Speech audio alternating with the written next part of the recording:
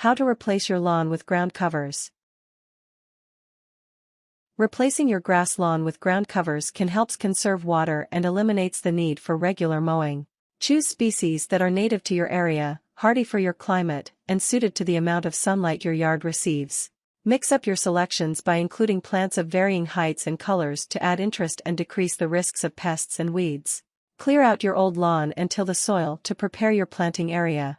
Work in rows and evenly space your seedlings to create a gorgeous, low-maintenance outdoor space. Part 1. Choosing ground covers that meet your needs. 1. Choose durable plants that can tolerate foot traffic.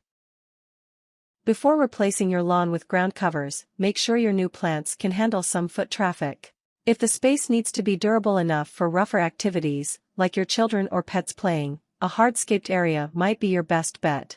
Pacific beech strawberry, for instance, is a hardy perennial ground cover native across nearly the entire North American Pacific coast. It'll tolerate being walked on, but isn't great for recreational activities.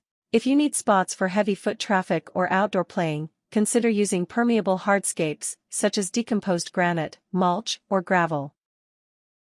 2. Go with plants suitable for your light exposure and climate. Observe your yard over the course of the day, and note which areas receive the most sun and which remain shaded. Choose plants that are marked best for full sun, partial sun, or shade for the appropriate areas.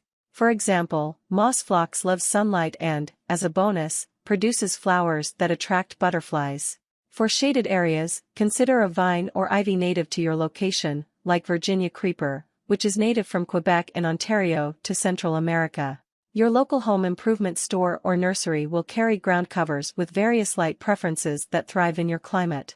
If you have any questions, ask them about the best perennial choices for your sunlight exposure and hardiness zone. 3. Mix up your selections for healthier, more beautiful landscaping. Choosing various species will help you fill areas that receive various levels of sunlight. You can also add interest by mixing low-growing plants with taller shrubs and bushes. In addition to improving aesthetics, planting various species of ground cover will help reduce the risks of pests, diseases, and weeds. 4. Avoid invasive and aggressive plants. Consult your local nursery or home improvement store's garden section about plants that are considered invasive in your area. You can also search online to see where a particular species is native and where it's invasive. For example, creeping jenny and English ivy are both considered invasive in locations across the eastern United States. They might grow quickly and provide quick coverage, but they'll push out your other ground cover choices and change your native soil's chemistry. Part 2. Preparing your space for planting. 1. Remove all grass from the planting area. When you've chosen your ground covers, prepare your planting area by first getting rid of anything growing in your existing lawn.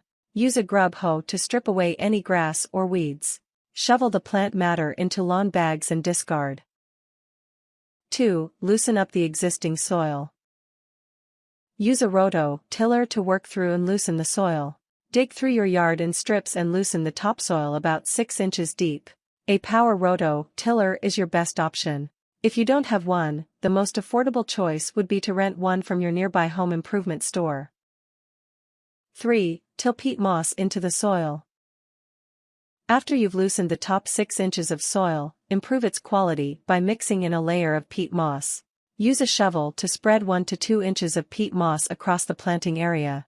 Then use the roto-tiller to blend it with the existing soil. 4. Spread low nitrogen fertilizer over the planting area. Spread a thin layer of fertilizer by hand onto your planting area. Sprinkling a thin, consistent dusting will do just fine. You don't have to pack on a thick layer. Most ground covers will grow best in low nitrogen conditions, but you should double-check your selected plant's labels to be sure. Part 3. Planting ground covers. 1. Create a 3-foot wide planting strip using bark mulch. Use a rake to spread out mulch of your choice in a 3-foot wide strip across your yard. Go for a depth between 1 and 2 inches. If your planting area has any incline, it's best to work from the top of the incline first and proceed downhill. Mulch will help the soil retain moisture and discourage weed growth. 2. Space each plant at recommended intervals.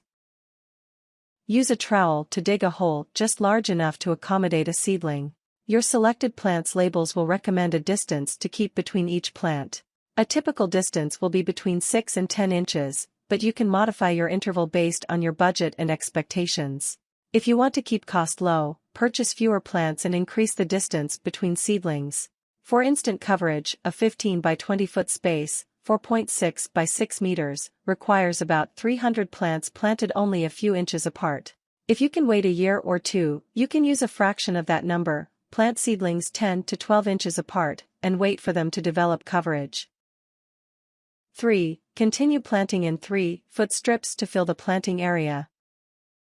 Once you've finished planting across the first strip, start the next one using the same sequence. Shovel mulch around where the first strip left off and use a rake to spread it in an even 3-foot strip an inch or 2 in depth. Plant your seedlings in this strip, then continue repeating the process until you've completed your planting area. 4. Care for your ground covers. General care for your plants should be minimal, but will depend on the species you choose. For example, the seedlings information sticks or labels will let you know how often they'll need to be watered. Typically, your new plants will need a thorough watering 2 or 3 times a week for the first several weeks, or until they start to develop coverage and establish themselves. Choosing plants native to your location will decrease the need for watering. Since they're adapted for your location's climate, rainfall will be enough to sustain them once they've established their roots.